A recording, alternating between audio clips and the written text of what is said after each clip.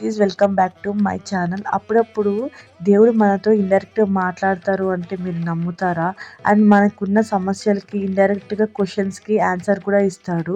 అది నేను పక్కా నమ్ముతా. ఇవాళ ఒక పెద్ద మిరాకిల్ జరిగింది. మార్నింగ్ లేచానమాట. లేచిన తర్వాత 10 నిమిషాలు మెడిటేషన్ చేసుకున్న తర్వాత 1 అవర్ వర్కౌట్ చేసిన తర్వాత స్నానం చేసి పూజ చేసుకొని గుడికి వెళ్దామని డిసైడ్ అయినా.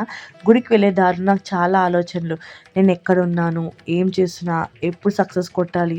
పీస్‌ఫుల్‌గానే ఉంది లైఫ్. కానీ అమ్మని బాగా చూసుకోవాలి, తమ్ముడిని బాగా చూసుకోవాలి, నేనేంటో ప్రూవ్ చేసుకోవాలి. పాస్ట్ లైఫ్‌లో జరిగిన డెసిషన్ మేకింగ్‌లో రిగ్రెట్స్ అలా గుడికి చేరుకున్నా. కొంచెం డిప్రెస్డ్‌గా అనిపిచ్చింది.